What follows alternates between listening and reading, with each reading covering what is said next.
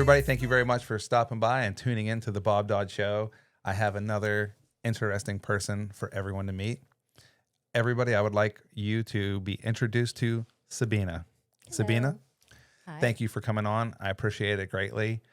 From a Teamster to another Teamster, you're my Teamster sister. Yes. So I'm excited to have you on. You're the first Teamster that has come on the show. Really? Yeah. Interesting. I love that. Yeah. I had someone close. My buddy Kip came on. Mm-hmm. He did the picture car thing. He was the closest to a Teamster than anybody so far on the show. Yeah. So I'm excited to have a Teamster on the show and represent. And, I feel like you have a lot to offer to this podcast and to inform folks like what it's like and everything else. So Yes. if you don't mind, start out with an introduction to yourself and tell us about yourself.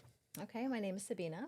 I've been a Teamster for, And you're going to want to talk into that mic. I'm sorry, about 15 years. You can pull this mic and like put it in front of you because Yeah, that'd be better. yeah. Sorry. Yeah, because this is going to be a nice shot on you, and Okay. So is this better? yeah, that's better. Okay.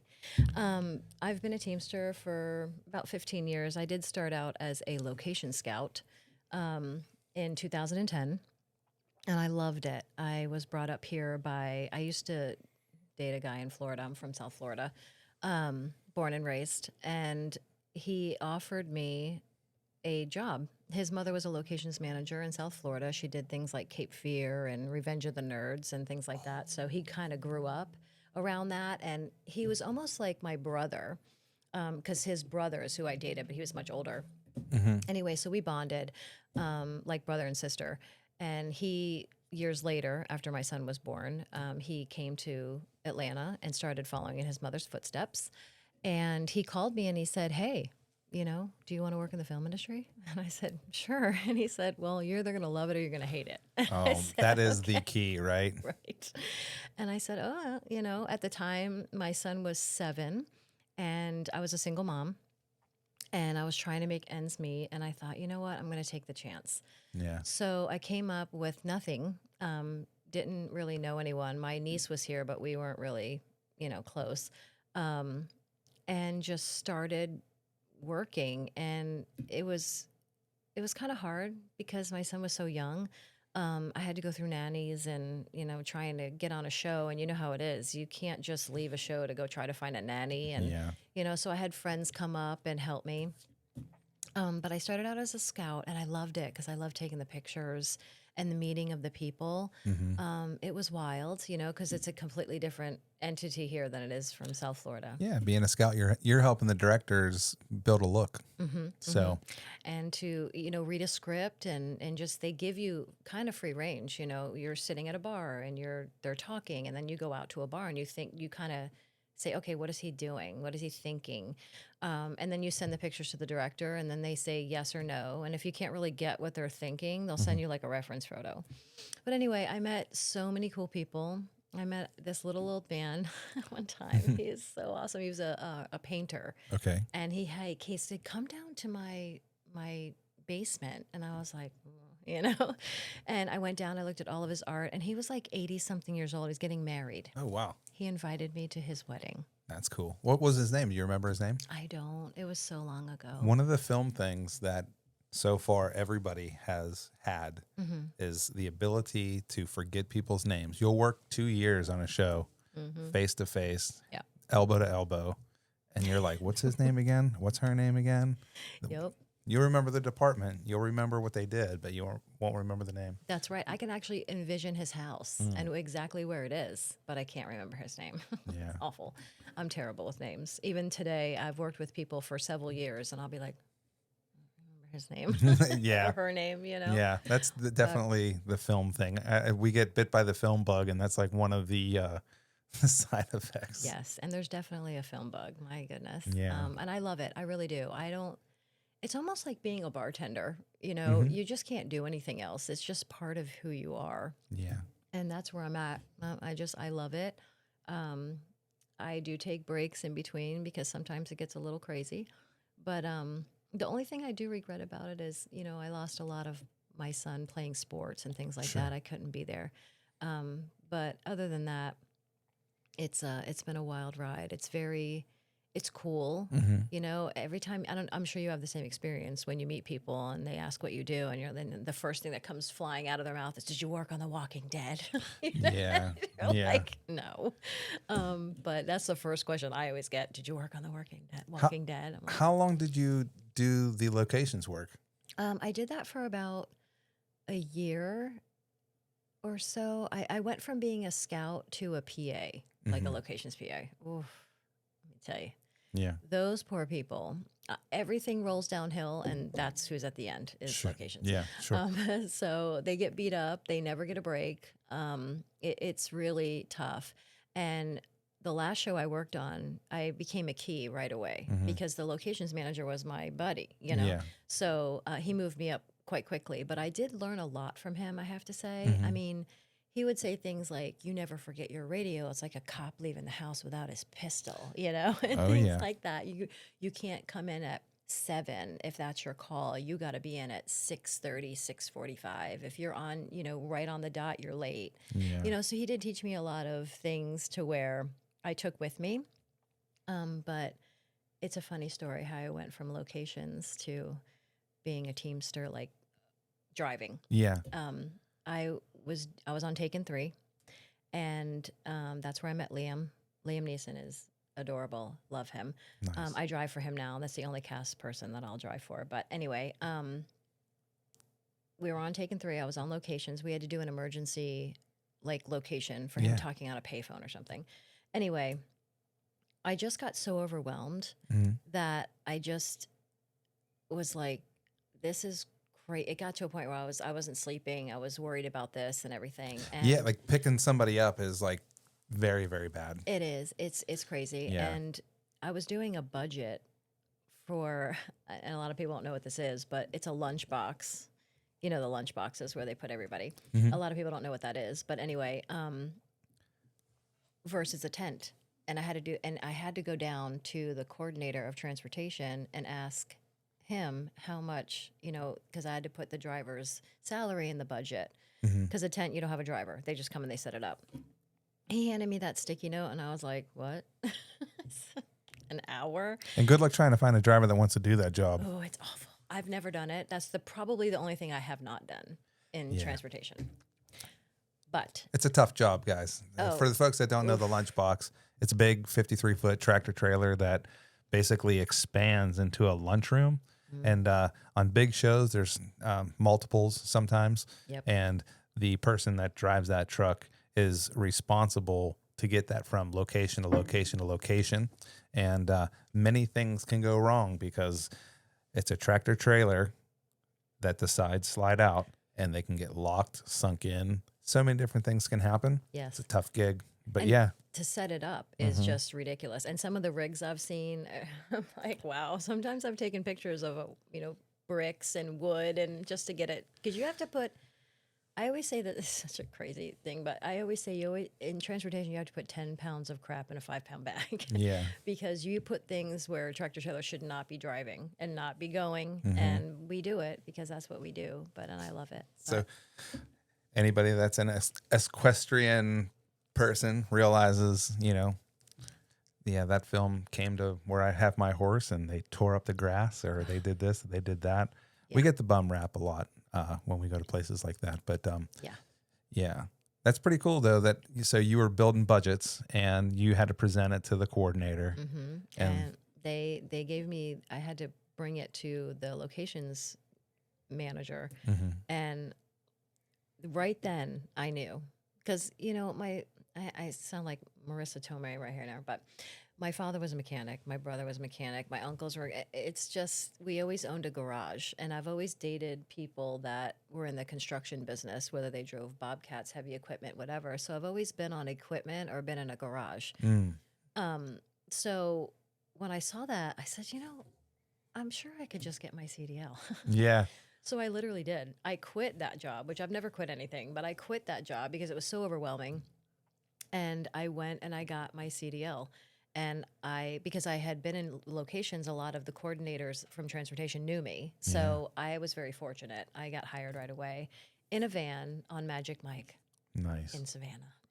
Nice. which was wild.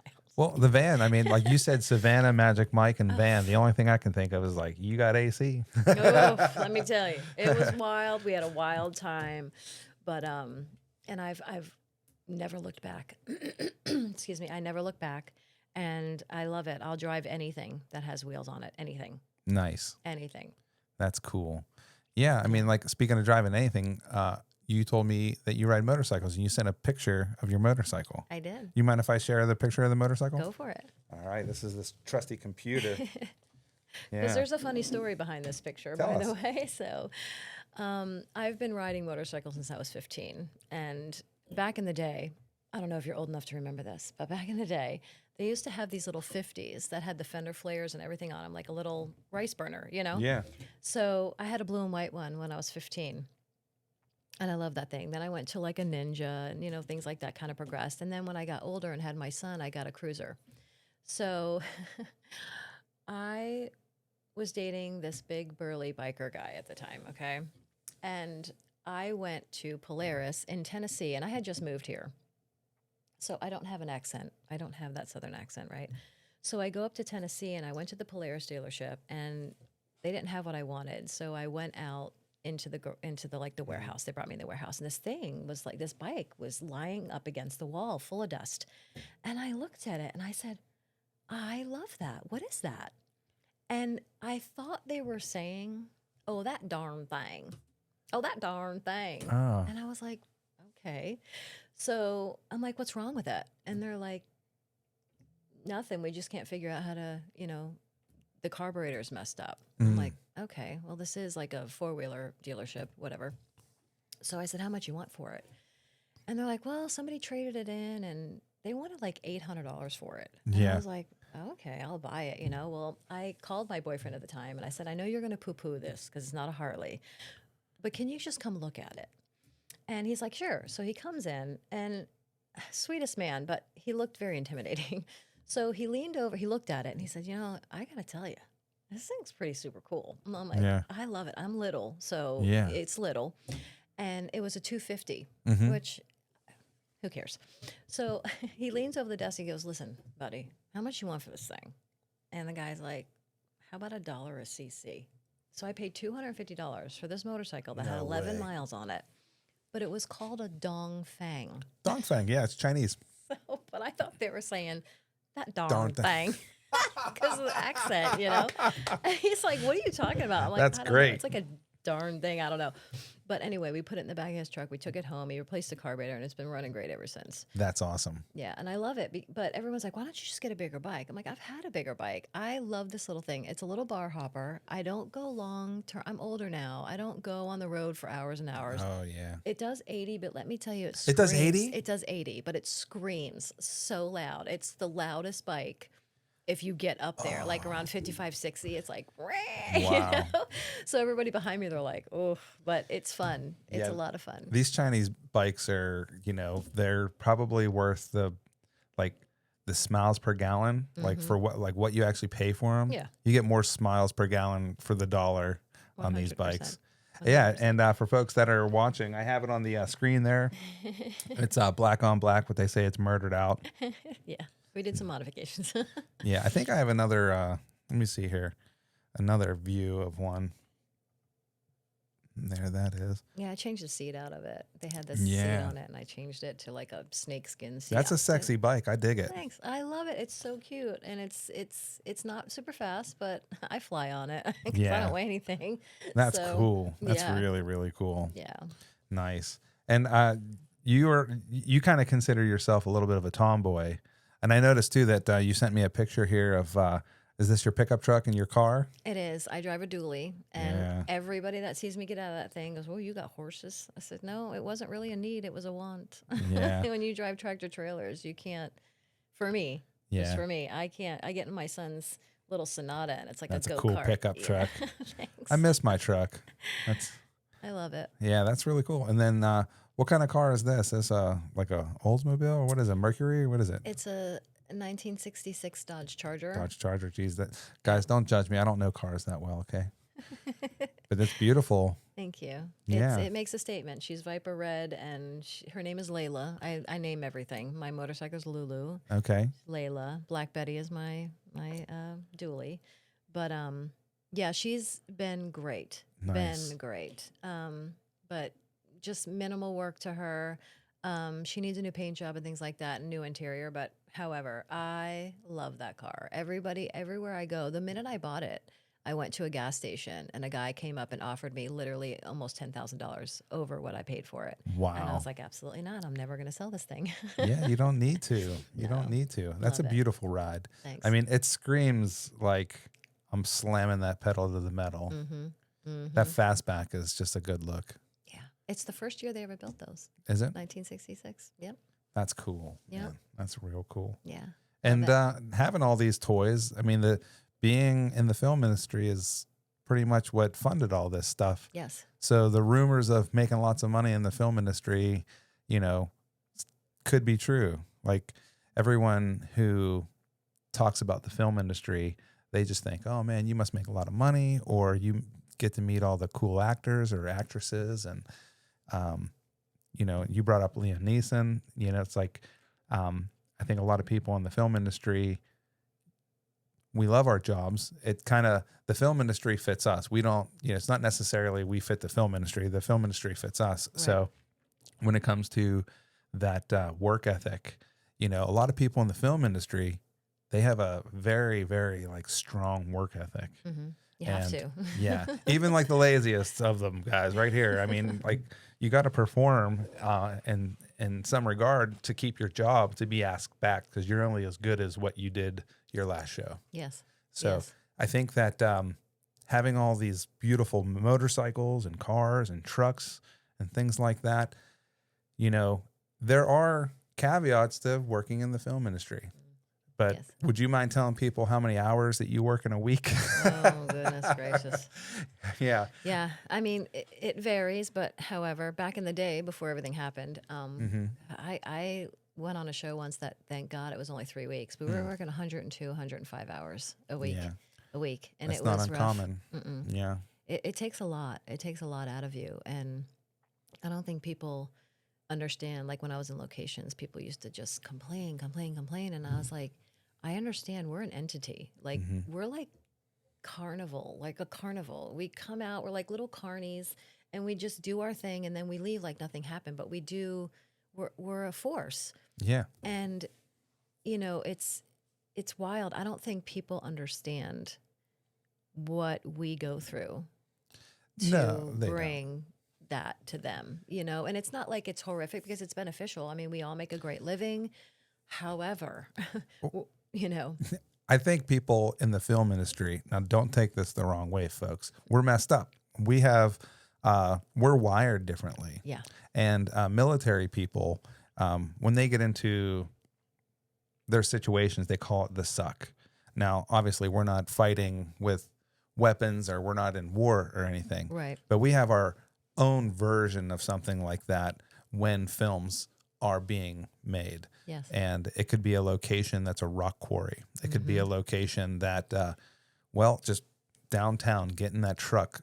You're driving, you know, a 53 footer downtown, any city, especially here in Atlanta. Yeah. You're, you know, or there's a lot of different things that can like ruin your day that brings that suck value up. But we strive in those suck values. Like for instance, being that you're a Teamster, I'm assuming you have some of the quirks that I do, and that like when something is very tough and someone doesn't think you can put that truck somewhere or put that vehicle somewhere, you're like, I can. Yep.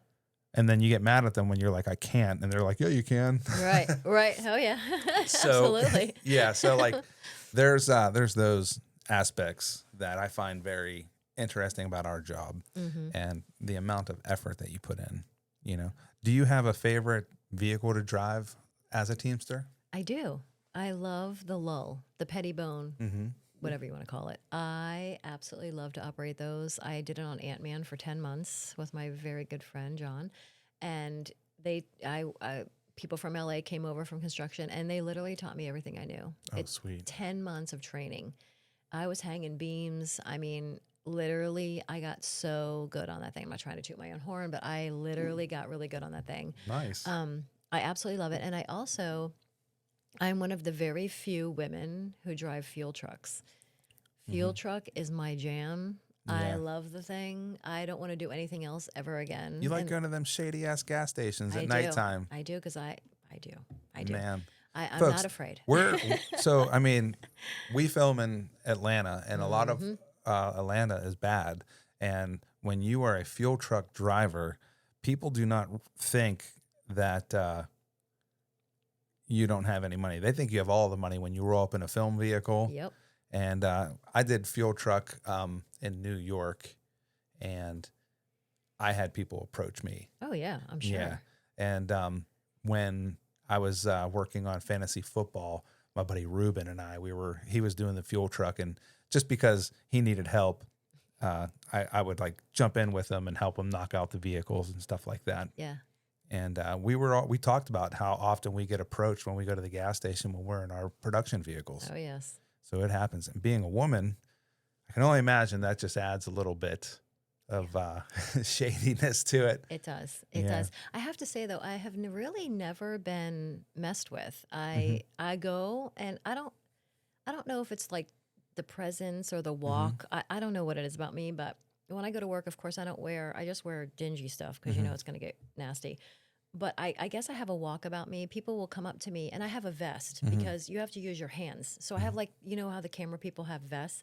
Well, I have one for me to hold my radio and whatever. And sometimes I wear like camo pants and things like that. And one guy walked up to me and goes, "Hey, you SWAT?" And I'm like, "No, I'm a field truck driver," you know? Or, "Oh, you know, what are you doing?" And they'll just come up out of curiosity, but Yeah. they've never, because I just think to myself, I don't want to have to spray you, Yeah. but I will. Yeah. Because there's a QT on Panola Mm-hmm. that whenever we do like sweet magnolias and stuff like that, I would, and my boss was like, "I need somebody to go with you." I said, "No, wait a minute." I said, "If I was a man, would you have anyone go with you?" No. I said, "I'm going to be all right. I understand your concern and I love you for it, Yeah. but I'll be all right. I took this job on. I know what it entails. I'm going to be fine." Yeah. I always figure it out, you know. Sometimes I'll drive a wardrobe truck and I can't get the stairs down because I'm little and I don't have an Apple box, and I'm not going to say to someone, you know, "Come help me." But I did have to get a homeless man one time help me. So I was there by myself and I couldn't do it. And I was the first one arrived, and I literally paid a homeless man $20 to put my steps down for me. Well, there you go. There you go. And that's an interesting thing to think about. You know, like I have some film friends that are females that are drivers, but they drive vans. I have a couple that drive B class, like they'll drive set dressers around and things Yeah. like that. And I feel like when I'm around them, I forget that they're women. Yeah. You know, Yeah. like, so do you feel like there are times when you're basically working, and when you do come across like somebody that kind of makes it feel like you might not be able to handle something, does that happen often besides just like going to the gas station or anything like that? Sometimes. Yeah. I mean, I have my limitations. I am a woman and I'm a small woman. Yeah. So I usually try not to take things that I can't handle on my own. Because of course everyone's going to have something to say, Sure, you know? yeah. So you have to really, I think women in the industry have to work a little bit harder, especially as truck drivers, because everyone's just waiting for you to not be able to do it. Yeah. And then once you, I mean, I'm not one to ask for help. One of my good friends, I'm not going to name her, but she's also another one that will not accept help because it makes them go, "Oh, yeah, Yeah. why are you driving this if you can't handle it?" Yeah. You know, and then if they do help you, then, you know, they're like, "Oh, well," and I'm like, "Yeah, no." Being in Atlanta and also working in other cities and things like that, I am impressed with the talent pool that we have as Teamsters. Yeah, we have a very good bunch of people. I want to like just shout out to the 728 guys here in Atlanta, Georgia, Yeah. and the ladies. We love you. I do want to like touch base on, you know, with being the fuel truck driver, being a lull driver, when you get into these situations, driving the lull, putting up the beam, and everybody, part of your team knows that you're doing it. Um, do you expect like other people to know as much as you when you're on a piece of equipment when they're in the industry? Because I feel like I have seen not just like men talk about other men, but like, or men talk about other women, but like, I mean, I'm even guilty of it myself, seeing someone jump on a piece of equipment and they're just either not experienced enough on the equipment and they're actually creating an issue. Yes. And they feel like, you know, because they are a Teamster and because they have been maybe in the industry for a handful of years, and they're like, I can do this. Yeah. Do you think everybody should know how to drive a lull? Everyone should know how to drive a forklift and operate it in the Teamsters? Or do you think it's like not needed? I wouldn't say everybody, but if someone gets called, let's say for a forklift position, and they're desperate for a job at this point, you know, and they'll take it. But I mean, you have to have certifications and things like that. But if you're not really good at it, it's I don't think, like, I didn't want to take the lull job. It just came with it because I've point blank told them I've only driven one of these things like twice, you know. And he's like, I got you. We're gonna figure this out. But and I wouldn't have never pulled beams and things like that unless there was somebody standing next to me. But yeah, it can cause a problem if you're not really experienced, especially with lulls and stuff. However, I think a lot of people should be in with, you know, doing almost everything, because sometimes you're on a job and something happens where you got to jump in different pieces of equipment. Yeah. And yeah, I mean, you're not going to ask a van driver to go get on a lull. They're not going to know how to do that, Yeah. you know? I mean, a van driver that took off that position just to get a job, maybe, but, Sure. you know, I don't know. Yeah. I really, sometimes I think, yes, a lot of people should know Yeah. how to drive everything, because that's what I strove for, because I didn't want that. Oh, well, she can't do that, or she can't do that. I think you're in the majority, like with that thinking. I also think everybody should know how to operate everything in the film industry. You know, being a Teamster, we pride ourselves with knowing how to operate.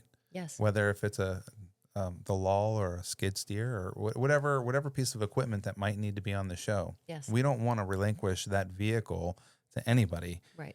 You know, even if it's like you know, somebody that it's their company and they're bringing in skid steers or track hose or backhoes. Like you rent the equipment, we'll operate it. We're Teamsters. Yes. You know, so I share that same agreement where like everybody should know how to, you know, operate everything. And I think that our Teamster union is trying to make it be that way. I feel when I was coming up into the Teamsters, I just became a Teamster in 2021. And when I came to be a Teamster, they didn't hire anybody that wasn't a Class A already. So I think they're like doing away with like Class Bs and Class Cs. Yes. So with that in mind, they're also trying to train everybody up on the lulls, because we did take over the lulls. Yes. Yeah. So, and basically anything with wheels, the Teamsters are in charge of. Yes. So that excites me, because like I feel like, yeah, we should have that. So with that in mind, you know, I feel like when I see you or see anybody that's a Teamster, I don't have to worry about that person being on that machine. You know, like I know that, okay, if it's a Teamster on that, we're good to go. Yeah. You know, I used to feel that way when I was a grip, like thinking like, oh man, we're grips. We know how to, grips, electricians, special effects, especially special effects and stunts. Right. There's always like 4 or 5 people on the crew that know how to run those machines. And it's funny when the grips or special effects guys are like, man, if the Teamster doesn't know how to ride it, I'm like, yeah, we do. Like we operate them. Right. You know, like, don't say that. And then the guy can see your skills and then, you know, say, la vie, man, questions no more. Yes. Yeah. And I just, it's funny because I was talking to someone on my last show that they were driving the lull. And I was like, you know, he's like, well, you know, because I'm sure you've heard this. It's all over the place that Teamsters are lazy and all they do is eat and sleep and this, that, and the other. And I'll never forget, I was driving for Set Tech one time and somebody said something to me about sleeping. And I said, listen, when you work, I sleep. When I work, you sleep. That's the way it goes. When we go to Madison and have to drive an hour out somewhere, what are you all doing in the back seat? You're sleeping, and I'm driving. The thing is that's kind of not off production, but when you're working that many hours and you are responsible for a tractor trailer on the roads, on the streets of Atlanta, and back roads and places you're not supposed to go, and you've only had 4.5 hours of sleep, we're gonna sleep. I'm sorry, we're not lazy. It's just, I mean, some people are. Listen, I'm not saying that they're all, but for me, yes, I will nap because I'm gonna get behind the wheel of something because our go time is at the end. When you guys are going home and spending time with your families, we're still on the job for another 3-4 hours. Yeah. And I don't think a lot of people realize that. We come in 2-3 hours before anybody shows up, and then we have to set up the whole city and make everything run and this, that, and the other. We're getting home and literally getting 4 hours of sleep. I remember nights where I was like, I had to pick between a 20-minute shower or 20 minutes of sleep. Yeah. I remember that, and it's brutal, and I don't think a lot of people realize, how much we go through. Yeah. No sleep, no family time. I mean, Yeah. And thanks to the coordinators and captains out there that look out for us and remind us like, hey man, go get a shut eye real quick. they do. Your crews, your crews fine. They can run their gate for 30, 40 minutes. Go crash out because we have a move tonight. Right. So shout out to you coordinators and captains, man, and co-captains. Very much so. Because like sometimes we forget, like we're operating the machine, the law. Like if you're working with construction, you're not only driving the stake bed. Sometimes you jump on the law and the forklift. Yeah, and so you're operating 3 pieces of equipment, running just as much as one of the crew members that's building the set, like the prop makers or what have you. Yep. And then you have to get back into that 10-ton, 5-ton, or stake bed, whatever you're driving, and then drive those guys back to their either their warehouse or their location where they're holding everything. Yep. So we forget sometimes to eat. We forget sometimes to sleep. We do. I mean, and like I said, nobody condones like sleeping on the job, but however, there has to be naps for us because if there's these crazy hours, I don't even go grocery shopping when I'm on a show. I never even eat at home. Yeah. I'm home for 4.5, 5 hours at the most to sleep. And then on the weekends, I mean, thank goodness my son's 22 now. But when he was younger, I mean, the struggle, I'm sure, as you know, that you're just tired and you just want to lay down. And then you have a family going, hey, play with me, daddy, play with me, mommy. And you're like trying to stay awake and be the best parent you can possibly be. And inside you're like, I'm exhausted, So it's tough. It's tough. Mixed bags of emotions because we love what we do, but, Yes. We also feel the pain of what we do at the same time. And we decide we're going to deal with it. Yeah. Oh, and it's worth it. I mean, for me, I love it. I couldn't do anything else, to be honest with you. I really don't think so. I love it so much. And I hate that we're a little slow right now, but it's going to come back. A little slow is, we stopped. Yeah. When I was trying to be gracious here. when I see 4 or 5 people on group 1 putting their name on the list, I mean, there's not much here. There really isn't. It's very sad. I saw a statistic that 70% of the films that are being filmed right now are being just filmed outside of the United States. Yeah.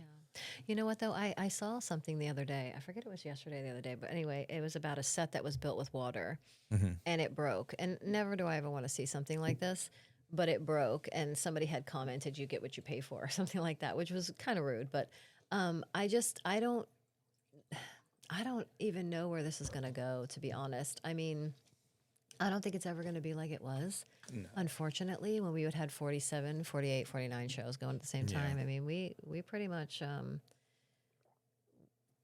were above California at that point. You know what I mean? We were filming so much here. And I was not even, there was no break. I would go from one show to the next.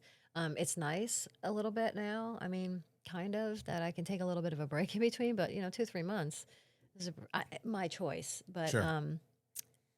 It's, I don't know. It's I don't know if I'd want to work like 105 hours anymore because I'm getting older now. Before I was just younger doing that was fine, but it's brutal. It's brutal. And there's a lot of Teamsters that are in their 50, 60 years old, and they're still doing it. And it's like, well, Yeah. But I mean, well, I hope it comes back. The reasons why you even contemplate doing it over and over and over is because of like the stories and the memories that you have. Mm-hmm. Do you have any like fun stories or even like dark, scary stories that you'd like to share? Oh, A lot of goodness. people like to tell their funny stories and their dark stories. So like everyone has a few. Okay, I have a good one with the lull. Okay. Okay, so there was these guys from California. They were all from California, and I was. They did this competition. Mhm. They had these like two separate guys that were hanging steel, and the one I don't know what he was. He was the lead foreman or whatever, and he's like, "Yeah, I can do this by myself faster than you two can." And they're like, "Oh yeah, oh you want to bet?" And he gets up on this ladder by himself and he's jamming and these other two are struggling and I'm like, "Oh my goodness." Like he just one guy. Well, he kept looking at me and I had a guy standing outside of my Mhm. window and we were just laughing and carrying on and he's up on that ladder going like doing this kind of gesture and I was like, "What?" And he's going like this and I'm like, "What is he talking about?" Before I could get out of my mouth, I didn't put the feet down. Mhm. All of a sudden I go up into the air, nosedive, and this beam comes crashing down. And he Oh. just crouched down, like on his ladder. And I thought, oh my God, I almost killed Fred. I was like, oh my God. Oh. But it was fine. I Mhm. mean, it wasn't funny at the time, but I didn't panic or anything. Like one of the Teamsters walked up, he's like, "You didn't even panic or anything." And I'm like, "I just put the outriggers down and came back up, and the beam came back up, and everything was fine." But Oh that could man. have been very, very bad. But it Yeah. wasn't, thank God. But Yeah, yeah. we come across those hiccups every once in a while. Mm-hmm. Yeah, we had a big softbox on Superman, and when we were at this little farm, and I was driving, and everything was cool. You know, I gauged everything, Mm-hmm. and as I was driving, I didn't see a pothole, so the pothole, I went in it, and I was like, "Oh no, I have to raise up the arm so the light doesn't smash on the ground." Mm-hmm. So the thing goes in the pothole. And as it's going, we're as operator, you're kind of quick. Everything's slow, but at the same time, it's quick all at the Yeah. same time, if anybody can understand. And you have a joystick over here in your steering wheel. So you go down. I'm like, oh no. So I make it come up and then it comes back up. And then the light smacks a little power cable and trips the transformer. Oh my gosh. Everybody thought like I got fried. Oh no. And I said, everything is fine. I didn't see the pothole, you know, trying to find a way to get out of this farm. Mm-hmm. And the locations guy's like, oh no, man, you knocked down the whole power system. There's no power in the house. And I said, I understand. Everything's okay. I didn't rip any wires out. Right. I bumped the wire, which made the transformer trip. Mm-hmm. Trust me, I'm sure it happens all the time. Yeah. And sure enough, the electric company comes out and says, "Man, we come out here all the time to fix the light." I'm like, "Where's the locations guy? See, Right. I was right. I was right." Right. And because like I noticed how the wire was down real low and real loose, and it just looked like it was like a weak point. Yeah. So you get into those hiccups. Yeah. Yeah. So I'm familiar with driving the laws very much as a grip for as many years as I've been doing it. 30 by 30 Scoobies and 30 by 60 Scoobies. If you've ever had the pleasure of driving the lull with the big 30-foot by 30-foot rag on it and taking it in between buildings and Oh yeah. yeah. Oh yeah. Fun. So yeah, it's you can get into some hairy situations and get that pucker. And all you operators and drivers know what I mean. Oh yes. Oh But yeah. yes. Yeah. But being a Teamster, being a lady Teamster, driving Liam Neeson, what's your favorite aspect about actually being in the film industry? Is it the people? It is. It's the I'm not a starstruck person and I love actors, don't get me wrong. It's the craft. Mm-hmm. Like everybody is so talented and the way it comes together and it's just wild to watch. It's Yeah. the most, especially when I was on Ant-Man, just to watch them what they did with the stage after we put all the steel up. It was just wild to me. And it's just like fantasy land. You know, it's just wild to see and how now, but it did ruin the movies for me. I'm not going to Sure. lie. Because when I watch a movie, I'm sure you have the same problem. Oh, that wardrobe glick or this or that beverage wasn't as, Yeah. full as it was When, before. when I You when know, I you got to notice things. when I got to the Teamster side of things, that actually alleviated a lot of that, because when I was gripping, Mm, I would not I wouldn't critique anybody, because like for starters, if you're a DP, if you're a human being working on a film, everything is subjective to what your likes and dislikes yeah. are. But there are um, technical things that can be considered right or wrong when you're lighting, Mm-hmm. and sometimes you can pick those out, or Yeah. sometimes you can, say that. But the thing that got me the most was like, people were like, did you watch this because you worked on it? And I'm like, I really don't watch what I work on. Nope, me And neither. That's so funny.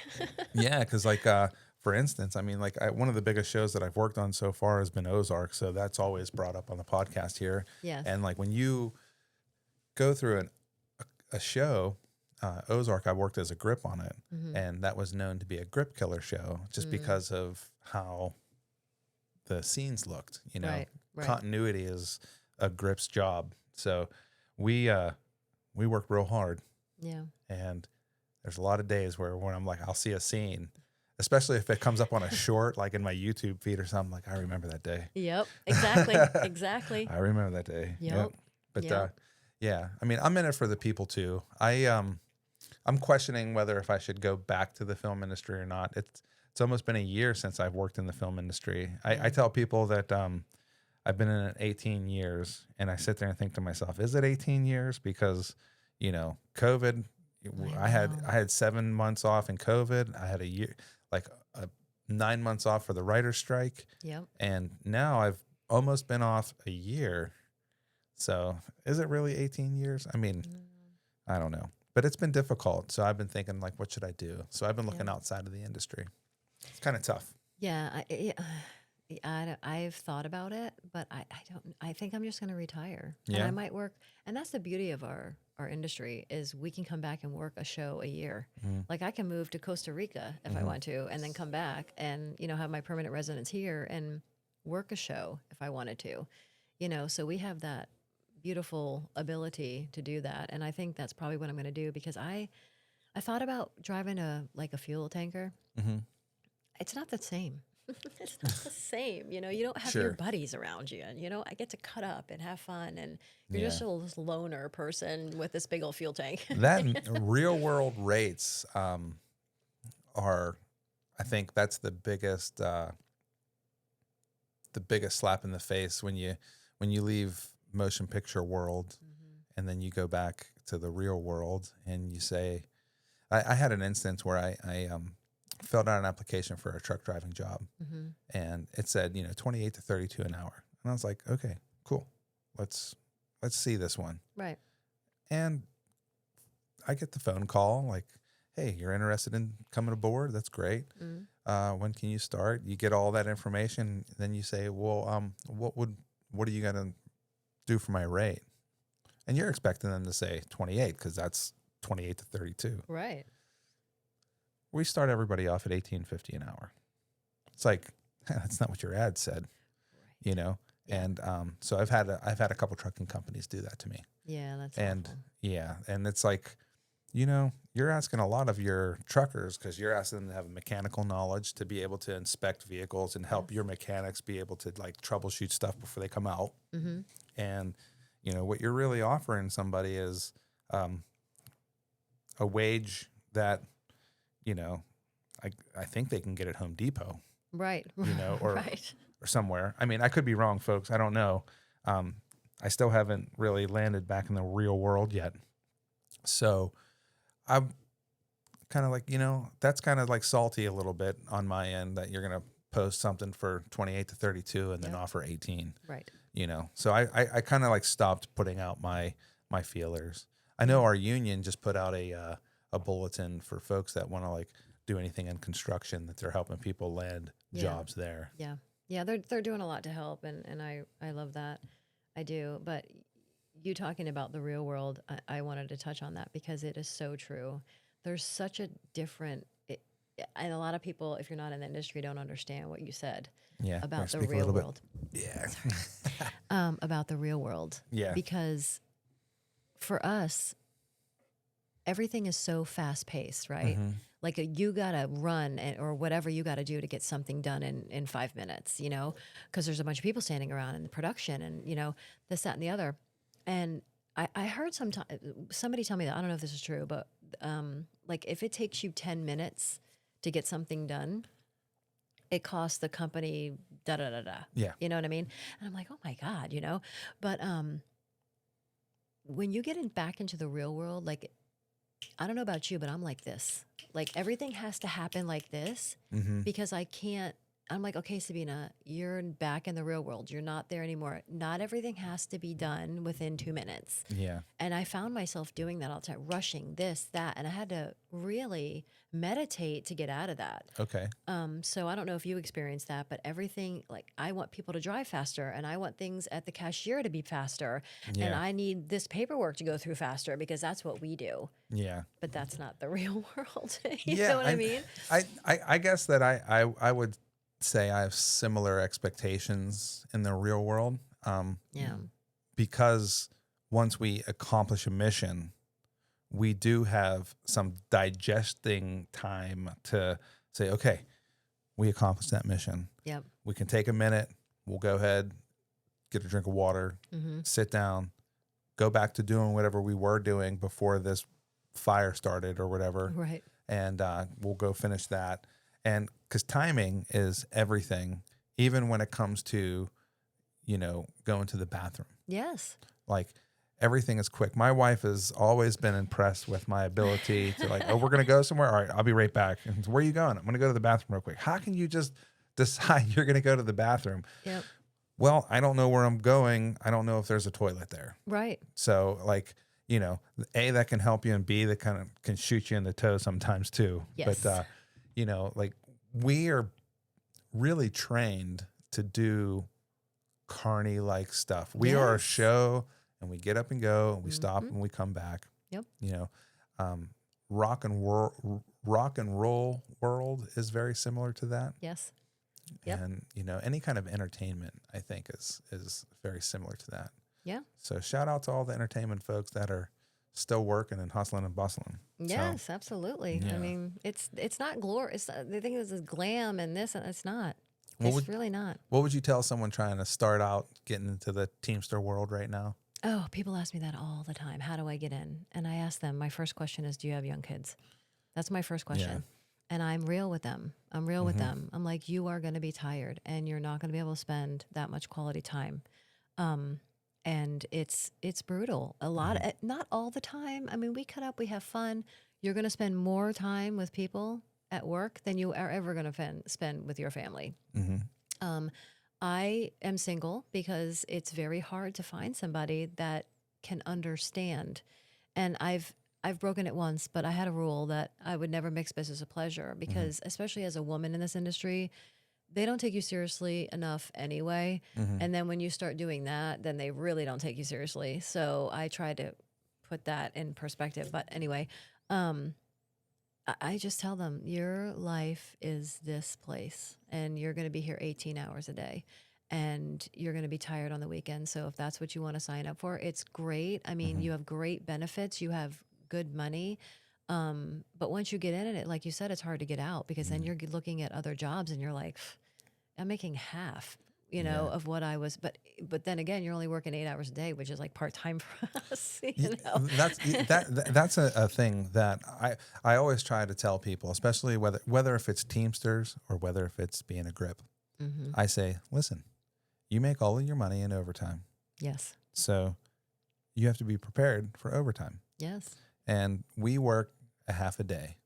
And I'm not talking about 3-4 hours. I'm talking about 12 hours. That's just like construction world. So any pipe fitter, any contract worker, any cement guy, anybody that works in building hospitals and data centers and things like that, they know you work 12 hours a day. That's your life butter. Yep. Now, our thing is we work 15, 16 hours a day, Yep. which is our normal day. when you're a grip or an electrician, you work 12 to 14 hours a day, depending on. So you were used to this, seeing this like amount of money at the end of the year. And you're like, okay, well, I did well for myself.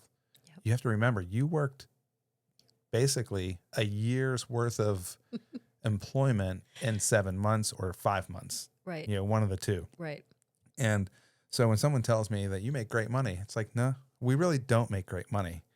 We make money, we just spend a lot of time at it. Right. You know, because like if you're a banker out there making, I don't know, 115 grand a year, 120 grand a year, you're working 12 months a year, most likely you're working 9 hours a day. Right. You know, Right. 9 hours a day, home at 6 o'clock. Yep. Got your weekends, got your bank holidays, you know. Yep. Doctors, military, police, firefighters, they understand our schedule. Yes. They're probably along the same lines of mentally, because we have this like mental struggle that a lot of people don't understand. Yes. Too, like in the film industry. When we had COVID, I learned a lesson where you know, check on your buddies. Yeah. Or check on, you know, make sure your buddies are checking on their buddies too. Yeah. During COVID, we have some people in the film industry decide like they didn't know what to do, so they pulled their own plug, and it's a scary situation to think that someone can go down that way, you know. But when you don't have money to pay your bills and things like that, yes, people don't know what to do. People don't know what to do. They try to go get their jobs, and sometimes they don't get hired because film skills, I think, translate to everything in the world. Mm-hmm. But the people who work that, they're cautious and worried about it. Like, I don't know if this person's going to fit. They were in film. Right. You know, people think it's like so glamorous. And yeah, I don't know what people think other than this, you know, anyway, what are your thoughts on that? How do you keep, or what would your advice be to keep somebody mentally okay when they're first starting? They work 3 days and they're like, oh, I thought I was on for the month. Or it's like, nah, man, UPM's cutting days. We dropped locations. We're going to be on stage. Yeah. You know, what do you think new people should know coming in, how to deal with mental stuff? Well, first of all, it's an ever-changing world, as you know, our world, the film industry world. Anything can change on a dime. And I remember when a bunch of new guys came in on the list, and they're buying brand new, like $75,000 trucks and stuff.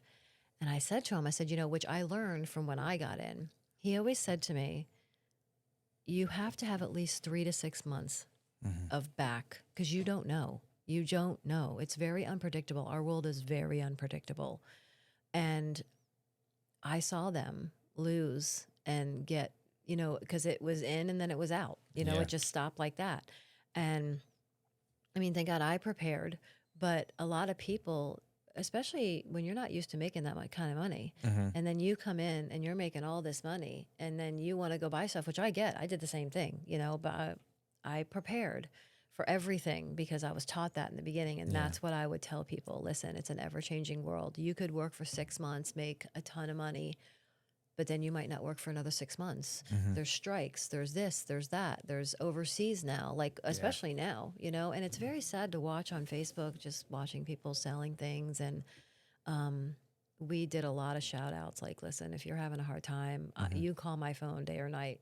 I mean, I'll give my number out right now, you know, and just, it's because it almost becomes your identity. A lot of people get so into this where it's just, that's who they are, you know? Yeah. And then when it leaves, they don't know what to do. Not only just the money, but just, you know, that's a lot of time when you build friendships. And then, you know, I don't know about you, but when I'm on a show, I'm besties with everybody. You know, we just love everybody. We're all besties, this, that, and the other. And then you leave the show and it's like, you never see these people what was again. her name again? Was it, I forget. Was You that, don't see them. was Kathy the craft service person? Cause she made the best food. Her and her people made the best food, or like, you know, I mean, one thing I do notice is that, like, when you said you either love it or you hate it. Yep. Well, the people who love it, they get attached to it. Yes. Like if you get a job and you're building a bridge, you know, you don't say you're a bridge builder after Right. you do one bridge. Right. But you work on one show. You Oh. tell people you're in the movie industry. Oh yeah. You know, it's Yeah. like it's weird. You know, when I first started and I felt like I didn't know what to expect. I remember telling this one person that I was a gaffer, and all I was was a rigging electrician, and they're looking at me like, "What?" Right. I'm like, I'm a gaffer, and yeah, okay. And once I learned what that was, I just said to myself, I'm a complete idiot. you know, like, you know. But these are these like growing things that you learn Mm-hmm. in the industry, and you get somebody that works 1 or 2 days on a show. Yep. They get bit by the bug if they like it. They like the excitement. Yep. Some people just like the fact that there's craft service. Yeah. Some people Yeah. some people like that. Like, oh man, you know, because some crews out there, if you bust out your job in 10 hours, Mm-hmm. you still get your 12-hour pay. Yeah. I mean, you're on call the last 2 hours. You know, you might have to come back, Right. but you know, like that's like a little secret thing in the industry. But you know, your bosses are normally pretty good about budgeting time. Oh yeah. You know, because those 2 hours were budgeted for changes. Mm-hmm. You know, Yeah. and they don't. A lot of people are like, oh, you get paid per hour to do this work. It's like, nope, I get paid per hour to be a coiled spring, Yes. to be on call basically Yep. in the film industry. Yep. Because when I'm working, I will do anything and everything I possibly can. Right. Yeah. I remember doing on a movie called The Last Witch Hunter. I was working as a rigging electrician, and we totally built our ring of fire of power for everybody, because that was going to be the location Mhm. for the next day, and it needed to get done quick. Right. Of course. So to boot, it was already like 17, maybe 2 days worth of work. Mm. You know, they add like 2 more guys. Yeah. Oh yeah. And then they had 2 more guys and think that's going to be enough to like really smash out the work for that day. Oh yeah. But, you know, we get tore up, and everybody was working really, really hard. We get everything in place. It's like hour 14, you know, and they're like, well, we canceled that shoot for tomorrow. We actually need you to go set up XYZ, Yep. which is like a town over. Yep. Yeah. You're like, oh man, okay, well, we don't have that gear. Like, oh no, pick up that gear that you just put down Yep. and take it to the next location. Yep. So we live a lot of different stripes in the film industry. Yes. Different headaches. Oh yeah. We even have our own language. You know, we say, you know, That was okay. Look, give me your interpretation of our language, because so far I've had a few comments on the show, on the Bob Dodd show so far. Okay. I talk too much. Oh really? Yeah. No, I don't think so. But go That's ahead. okay. But I talk too much. We talk too much film jargon. We don't talk enough film. Oh, okay. And that I forget the other one is not too bad, but it's whatever. But I talk too much. We use too much film jargon, so people don't understand the conversation. Right. And we don't talk enough like stories about movies Really? that we work on. Okay. So tell me your film jargon. Like, how would you explain to other people what the film jargon is? Well, that when you were asking me earlier, a newbie, you Yeah. know, what to get the radio down. Like Yeah. everything that happens on that radio, you need to figure it out, because people go on one and scream and they're filming and you're like, oh my God. You never do that. And it's not taught. That's the thing. Nobody teaches you any of this. You The just etiquette. kind of, yeah. Like when I first started 15 years ago, the batteries were called hot bricks. And you'll hear some people call them that still, but they call them just, like a battery or whatever. But they're like, what the hell is a hot brick? And I'm like, it's a Fully charged battery. yeah, give me the battery. I need a brick, And they're like, what's a brick? And I'm like, oh, Lord. Switch into 2. And it's funny, in transportation, they say to you, 6 words or less, or 7 words or less, or something like that. Because you're holding up a whole channel.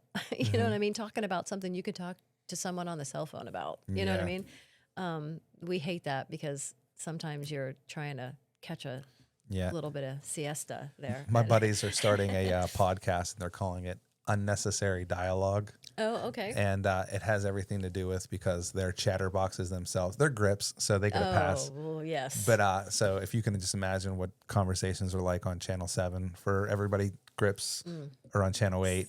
Yeah. We'll go to Channel 7 and listen to electricians, and we'll go to Channel 7 and be like, hey, this is Ricky. I need a Stinger ran to the two-banger for a phone charger. And they're like, who's this? Who the hell is this? Yep. And like, Yep. if you guys don't know what that is, a Stinger is an extension cord. A two-banger is a toilet. And you can imagine telling an electrician to run a power cable so someone can charge their phone while they're taking a deuce. Right. It's true, but it happens. It happens. But it's a joke, and it gets underneath the skins of the electricians, and it's just a funny joke, and people laugh, and it's funny. But going the different channels and hearing the film chatter, they would mess around on their channels, and they would talk a lot on their channels. And that's shout out to Taven and Payne. One of the guys that they were working with was so upset he turned the walkie off and was just like, I can't deal with all this unnecessary dialogue or unessential dialogue. That's what it is. Unessential dialogue. True. Very true. Because every other channel is wild. Like, it's constantly going. And we're the only ones that have an open radio. So you can't say anything stupid because everybody can hear you. And then you're on set and you've got your thing cranked up to 10. And all of a sudden they're filming and you're in there trying to get craft service. You forgot to turn your radio down. And they're like, Yeah. you know, and everybody just looks at you, you know, especially if you don't turn your cell phone off either when you walk in or put it on vibrate, you know, you're the first ones to get a phone call in the middle of craft service while they're filming. But yeah, just the etiquette. I would tell them about the etiquette, just small, stupid things like that. When you walk into set, if you can't find what you can find in the trailer, turn your phone on vibrate and turn your radio off while you go in there. But then half of them forget to turn it back on when they come out. Yeah, it's a struggle for It sure. really is a struggle. But etiquette is definitely something because it'll annoy a lot of people. Yeah, depending on how much you work, it could either take you 6 months to a year to really learn etiquette. Yeah. And everybody is always down on the guy that just graduated film school. You know, so Yeah. if you're coming from Full Sail or you're coming from some kind of like film school background, just know that your education didn't end. It's just starting. Yeah. Oh God, listen, I could never be a PA. I feel so bad for those people. They are just. It's a lot better now than it was back when you started. True. That's very true. I mean, I have to say that's very true. That's very true. With all of like, you know, the Me Too movements, I think a lot of all the advancements that happened on all the female, you know, PAs kind of like backed up. So yeah. I think that with all of the respect everybody thing that happened, it's loosened up a lot of people. Like, because I remember when I first started, I'm not going to name names, but I was thinking about how to tell the story. But grips are carrying long ladders, and they don't have necessarily the time to say, excuse me. So there's a term. We say points. And points basically means get out of the way. Don't walk into me. Look out. Points. Yeah. So that is a term that the grips use. And actually everybody kind of uses it. But it means just get out of the way. I got something big. I don't want to bump into you. Right. And for PAs, they've got 4 or 5 things going on at once. Oh, yeah. God. Sometimes, if you're a real eager PA, you got an open walkie, 2 different or 3 walkies, one of them open, 2 of them go into your ears. You got your notebook down talking to people. Yes. And this one PA, he just did not hear points.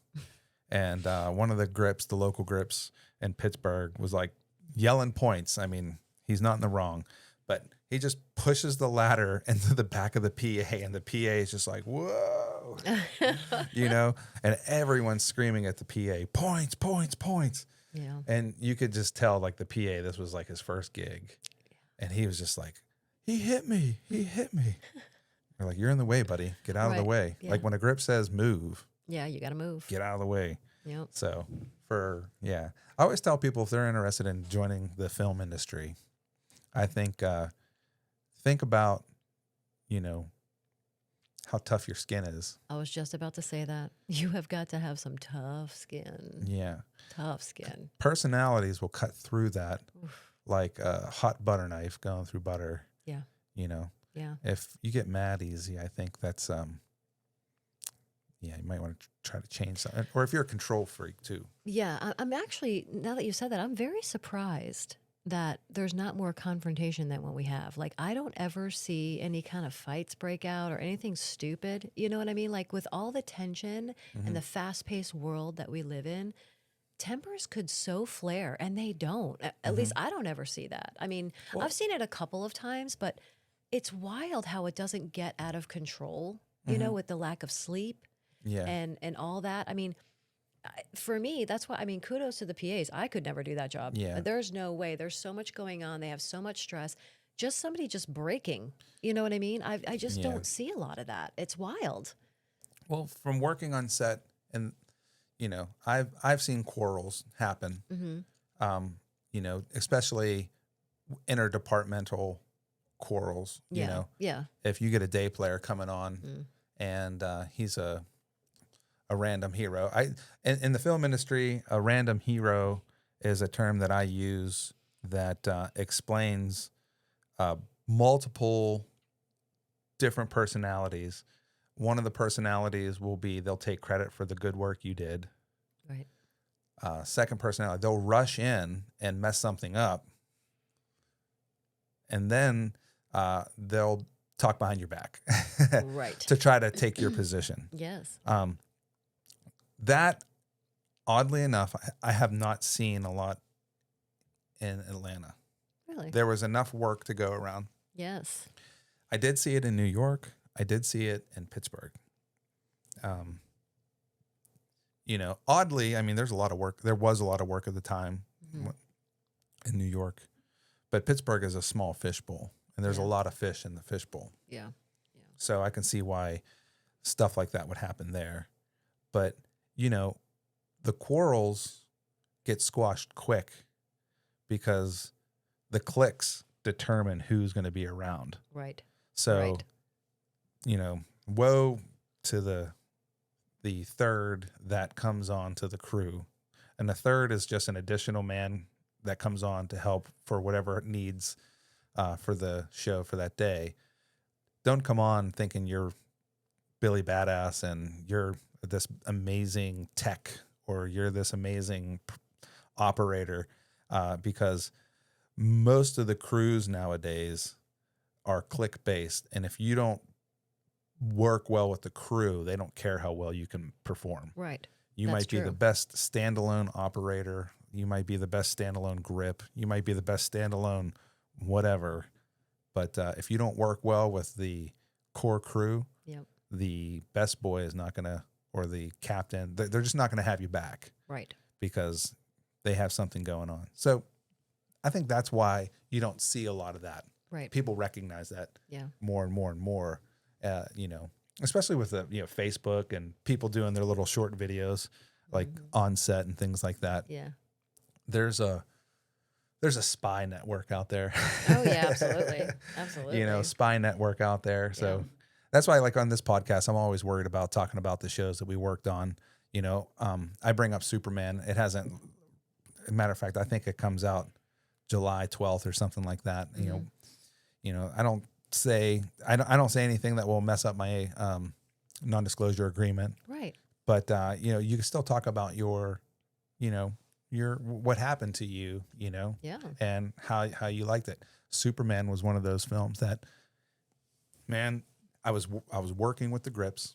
So already I felt at home because I was a grip. You know, I'm driving the 53 footer. Yeah. And I'm driving the Law, and we had a rotating telehandler, which is the JLG 12,000 RO, which is basically a huge off-road forklift, like boom arm forklift that rotates. And it was so much fun dealing with that. And the two other Teamsters was Vance and Stan. And man, we were just like owning Cleveland, working up in Cleveland. Love it. What was like one of the shows that you worked on? Were you just like, as a Teamster, you're part of the whole mix and you feel like you just like owned the city because you have carte blanche and you're just having a good time. All the people around you are great. Oh, well, every time I went to Savannah. Okay. Every time I went to Savannah, I always had a blast, and everyone like everywhere we went, it was like people knew us, and because we go to the same place all the time, you Yeah. know. But it was I loved going to Savannah. I never went anywhere other. No, I did go to North Carolina once, but it was a casino. It was no big deal. But whenever I went to Savannah, we always used to have a really good time Yeah. all the time, and just because you're in a different place, you meet different people, you know. You're like I said before, you it's like a family. You spend Yeah. a lot of time with these people, Yeah. especially if you go to a hotel for like 3 or 4 months at a time. That's all the people you come in contact with, you know. Yeah. It's wild. We Yeah. had a good time in Savannah. Yeah. Loved it. People say that, like, people in the film industry say that there's, you're lucky to get one show. You're real lucky to get two shows that you look back and, like, for instance, Ozark was a show that everyone on Ozark was like, I'm never going to work on another show that had the camaraderie and the family Yeah. and everybody loved each other. Yeah, I mean, gosh, during COVID, we lived with each other in Beaufort, in the hotel in Beaufort. exactly. So we really loved each other, and we really had this like really nice thing going on. Yes. So when it fizzled out and ended, I shouldn't say fizzled out, because Jason Bateman's like, we're doing it no more. Right. When they decided to not do that show anymore, people knew what we were leaving behind. Right. And, I haven't worked on another show like that yet. Right. I'm not saying I won't ever again. I hope that I do. Yeah. But I had a really close one to that again when I worked on Electric State. Mm-hmm. The Teamster department was really good. Yeah. And I worked as a grip on Ozark, and for Electric State, I was working as a Teamster. Right. And I had that close knit again with a handful of people that I was like, oh man, Yeah. this is like legit. This is what I was looking for. Yeah. And then once again, Superman, when I got with the grips, it happened again. So I'm like with this, possibly the end of my film career here, because who knows if I'm going to go back or not. But Right. the last 3 shows that I worked on were seriously the best 3 shows that, I've ever been a part of. Yeah. Despite whether if you like it or not, like everyone likes Ozark. There's mixed feelings about Electric State, and Superman's not out yet, but I guarantee you're gonna like Superman for sure. But yeah, like what would your shows be? Well, the first show that I really, really enjoyed was Ant-Man, only because I learned a new craft, Yeah. pretty much. And I met John. Mm-hmm. He's a Teamster, and it's kind of a personal story. But we kind of, he's a lot older than me, but at the time of my life, I was very, I don't know, angry, confused, whatever. Mm-hmm. That man, working next to him, because he was on another level, we kind of do-si-doed in this little stage for months, and we got to know each other, and he literally changed my life. Mm-hmm. Literally changed my life. And I always used to say, God, why did I come here? Yeah, the money's good, and my son goes to better schools and is surrounded by better people, but I missed out a lot of his life. But meeting John Mm-hmm. completely changed my life. Yeah. And I thought, this is the reason why I was sent here, for whatever, Okay. And because sometimes, you think that you're like, oh, what am I doing here? You know what I mean? Like, what's going on? There's got to be a purpose, because I think there's a purpose for everything. But that changed my life. He changed my entire life. Yeah. And it was wild. And there was really, we had the California crew and everything, but there was no other Teamster that I literally, like, we would go out and have lunch out back. We'd set up a table. I'd bring salads. We would do whatever. We spent a lot of time together. Just his knowledge and what he gave to me completely, like, just put me in a completely different direction in life. So, Yeah. These jobs, when you spend time with people, it's friendships, yes, but sometimes it's like life altering, Mm-hmm. There's been a couple of times that's happened, and I'm not going to name names, but I work for a captain that I absolutely adore. I mean, absolutely adore. And the crew that we had for like 3 or 4 shows in a row, Mm-hmm. the best. Yeah. I mean, the best. And those you have to have a well-oiled machine. If you have a bunch of people that don't like each other, like you were saying, Mhm. or coming in or whatever, this wasn't like that. It was Sure. a well-oiled machine. Everybody had each other's backs.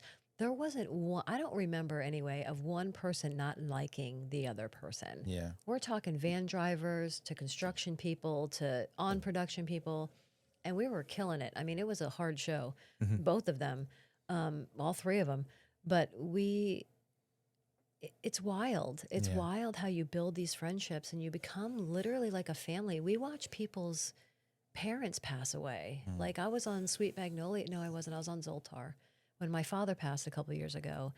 And let me tell you, it was like they made it so easy. Like, Mhm. because you know, the first thing you think is in our industry, a lot of people don't know, but you can't call in sick unless Yeah. there's an extreme emergency. I mean, that's what I was taught, you know? I think that is the same even to this day Yeah. I mean, you because you're can't, replaceable. you Yeah. are, you definitely are replaceable. But like, let's say I'm driving Liam. Hmm. I mean, God forbid I'm deathly ill or something. Yes, of course I can go do my thing, but I can't call in and be like, oh, I have a headache. You know, Yeah. who's going to drive Liam? Yeah. You know, you're going to pull in a stranger and then he's going to be like, who's this? And, you Yeah. know, some actors are very particular on Yeah. who they want and who they're used to. Like there's one, I'm not going to name names, but she won't even come here unless she gets her driver, Yeah. you know, and it's because she feels safe with this driver. Hmm. And you build friendships and trust that you meet their families, you bring their families places, Yeah. you know, so it's a big deal. And I'm using Cass as an example, but you know, when you're not there, it's a big deal. Yeah. You know, you can call in a day player, but if you call in that morning, you know, your truck suffers or your position suffers until you can get somebody else in there. And they got to do drug tests. What if they're not a carryover? Which, by the way, we get drug tested. We get in the transportation department, and you have to go through all these hoops. But anyway, you know, you can't just get hired on the spot. Yeah. Sometimes, you Yeah. know, you got to go through the list. You got to make phone calls. You know, Yeah. half the day is going to go by before you get somebody else to be in that position. So when that happened with my dad, they were so gracious. I mean, I didn't have to worry about, oh my God, my job, my job, my job. My father just passed away. I shouldn't be worrying about my job. You know what I Yeah. mean? But that's how we think, or for me anyway. I can only speak for myself. Yeah. But this is your livelihood. Yeah. So, But it's a culture that you learn your first, I mean, your first 6 months in the film industry, you learn how you are replaceable. Oh, When I God. say replaceable, you could be the best worker there, mm-hmm. but if you can't be there, then they automatically assume we need to get someone that's going to be here. Yep.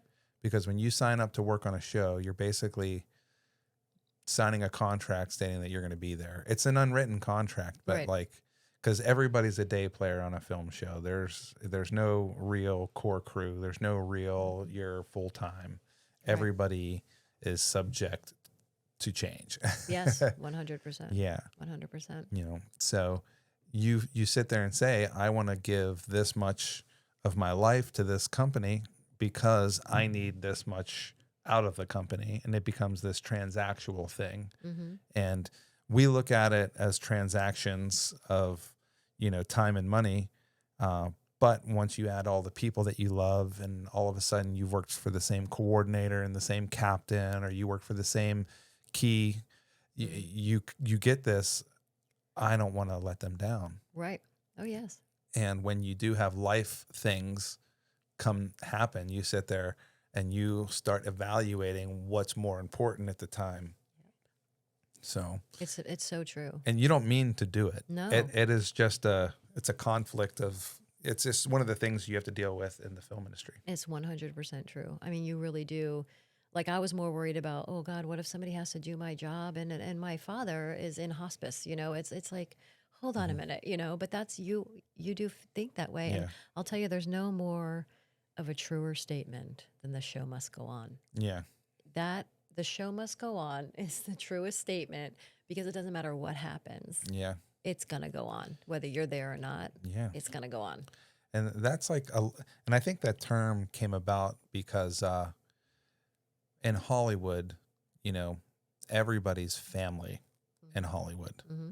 And nepotism is a real thing in this industry. Oh, yeah. And I know of some real stories of people who are old school Hollywood, and that's a term.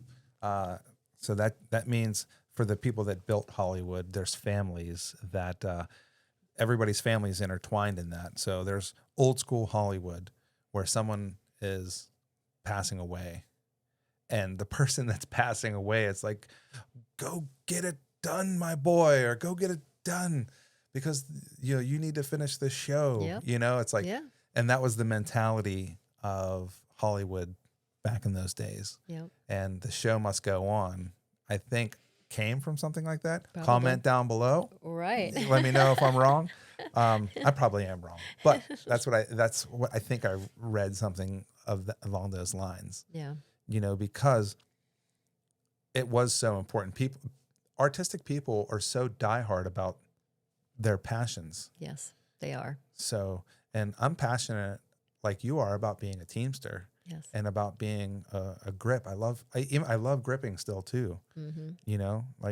I still go work on commercials. I'll drive the 10-ton, Right. and I'll be a swing. I'll do a grip and electric and drive the 10-ton. Yeah. But being a Teamster is something I was.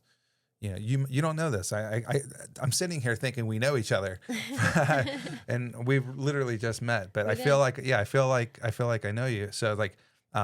I've been trying to be a Teamster for many years. I started trying to be a Teamster in 2010. Really? Yeah. So I'm from Pittsburgh, Pennsylvania. Okay. So I worked pretty much my bulk of my years, my learning years of the film industry in Pittsburgh. Mm-hmm. So I started in 2007. I got bit by the bug then, working for my cousin John. Shout out to John Morrison, man. Got me into this industry. Doing that, and then in 2017, there was a kind of like the shows that were in Pittsburgh were bringing in folks from California, and it was like one of those things where it doesn't look like I'm going to have a job. Right. All the California people were here, and the pool of talent in Pittsburgh was thick. I mean, there's so many good talent. There's so much good talent in Pittsburgh. I was like, well, I feel like I should try Atlanta. I know a couple people that went down there. I came here and I ended up loving it. So I moved my family down here in 2018. I worked here for like a year and 12 months. Oh, wow. Yeah, before I moved my family down here. Oh, wow. I said a year and 12 months, a year and 2 months. A year and 2 months. Yeah, so like 14 months. And, my family would come down and we'd stay in our trailer. Yeah. And then finally, my wife, she's like, I'm pregnant. Oh. And I'm like, you got to be kidding me. We're in a trailer. She said, I'm not going to be in a trailer anymore. Right, yeah. And that's when we moved here where we're at now. But, yeah, like Pittsburgh, that was a good spot. So many good people, a lot of good Teamsters in Pittsburgh too. Yeah. Yeah. I have to tell you, the Teamster mentality between Pittsburgh, Georgia, New York, California, Texas, like all these different places. Yeah. There's a common thing with Teamsters. Really? And that's like, we'll get it done. I could do that. Yeah. And not that there isn't any other careers out there that have that, but I noticed that in Teamsters. And that's one of the things that made me like really appreciate Teamsters. I've come across some electricians that were like, I don't think we can do that. I come across some grips that I don't know how we're going to get that done. Right. A Teamster might not know how they're going to get it done. No, but we're going to get it done. Like, oh, we'll get it done. Oh, yeah. There's no, really. Yeah. I mean, there really isn't. I mean, it's really hard, too, for them, like our captains and stuff, to be like, we can't do this, But yeah, we pull off the impossible. It's really wild. It's really wild. I'm proud of it. I like it. I'm proud of what I do. We have some really, like you were saying about the old Teamsters, man. We have some older Teamsters that are diehards. You know what I mean? Like, don't touch my truck. Don't do this. Don't do that. I've got this and that and the other. But I love it. I love the whole dynamic of it. I love all of it. Yeah. That's awesome. Yeah. Well, I think that's a good note to maybe stop on and yes. Leave some information for the next time you come on. Absolutely. Thank you for having me. I really appreciate it. Thank you for coming on. Thank you. It's so funny. So far, this podcast has been weird thing. I didn't ever think I'd be doing this. I think you're great at it. Well, I've thank looked you you. up. I think it's wonderful. Everybody should look him up. It's great. Yeah. It really is great. Well, thank you for that. You're welcome. Sabina, thank you so much for coming You're on. I welcome. appreciate it. It's so great to meet you. Yeah. And folks, I think you're on Facebook and tell people where they can find you. Oh, I'm under Sabina Porcelli-Rinaldi on Facebook and Film Girl on Instagram. And TikTok, I think it's Queen Bee or something. I don't know. She's going to get me all the links, and we're going to put all the links down in the description. So you could, shout out to her and say thanks for coming on the show, and, appreciate it very much. So, guys, thank you for joining in and hanging out with us. If you're in your car, man, turn on some good songs, rock out, heck and like, subscribe, and what do they say? Comment down below. Mm-hmm. All right, everybody. Thank you very much for. See ya. Bye. Bye.